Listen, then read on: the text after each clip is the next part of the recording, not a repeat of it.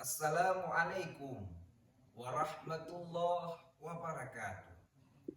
Alhamdulillah wassalatu wassalamu ala Rasulillah wa ala alihi wa sahbihi wa mawalah. Amma ba'd. Para dewan hakim yang kami muliakan, sahabat aksi dimanapun Anda berada, yang insya Allah calon penghuni surga. Amin ya rabbal alamin. Dalam sebuah hadis, Rasulullah Sallallahu Alaihi Wasallam pernah bersabda, "As-salatu imaduddin." Salat adalah tiangnya agama. Faman aqamaha faqad aqamaddin. Maka siapa yang mendirikan salat, ia telah mendirikan agama. Waman tarakaha faqad hadamaddin. Dan siapa yang meninggalkan salat, ia telah menghancurkan agama.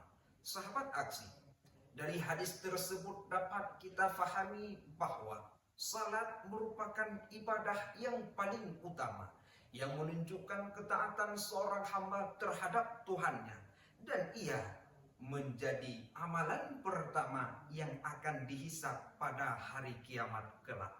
Apabila salat baik, maka amal lainnya turut baik. Jika salat hancur, maka amal lainnya ikut ambur-adul. Jika di akhirat salat menjadi penentu, maka begitu pun di dunia salat menjadi penentu bagi kehidupan seseorang.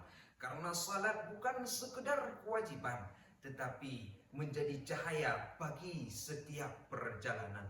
Salat bukan hanya sebatas bekal di akhir masa, tetapi menjadi penopang langkah dalam dunia yang fana. Dengan salat kita akan mendapatkan ketenangan di dalam jiwa. Oleh sebab itu, betapapun sibuknya kita dengan pekerjaan, salat tidak boleh ditinggalkan. Salat tetap harus diutamakan. Seperti halnya perkataan orang Aceh di dalam hadis majah, "Tak sembahyang awai wate, tak pedile bak donya." Kerjakan sembahyang di awal waktu, dahulukannya daripada pekerjaan dunia. Sahabat aksi yang Allah muliakan, salat merupakan ibadah yang tidak boleh kita abaikan, apapun itu alasannya. Kita boleh meninggalkan zakat karena kita tiada harta, boleh tidak berpuasa karena tiada kuasa, boleh tidak menunaikan ibadah haji kalau kita tidak mampu, tapi tidak dengan salat. Bagaimanapun keadaannya, dimanapun posisinya, salat tetap yang utama. Karena salat adalah tali pengikat jiwa antara hamba dengan Allah yang Maha Esa. Bagaimana kita meminta pertolongan kepada Allah kalau ikatan tersebut telah putus? Logika sederhananya, ketika kita tidak mempunyai hubungan apa-apa dengan seorang manusia, lantas bagaimana kita berharap agar orang tersebut menolong kita? Begitupun dengan Allah. Kalau kita telah memutuskan tali ikatan dengan Allah, yaitu dengan meninggalkan salat, bagaimana kita meminta rezeki dari Allah? Bagaimana kita meminta pertolongan dari Allah? Bagaimana kita meminta agar Allah memberikan kebahagiaan hidup? Sahabat aksi yang Allah muliakan, ingatlah, salat merupakan jalan untuk kedamaian jiwa, kebahagiaan hidup, dan keberkahan yang hakiki.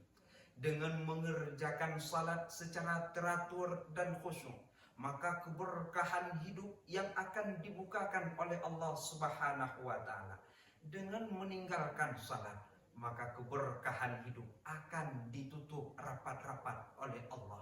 Seperti halnya orang Aceh pernah mengungkapkan, "Leho tanumpat asa hanamuho, behpane long berkah, arah kiblat hanle tatuho."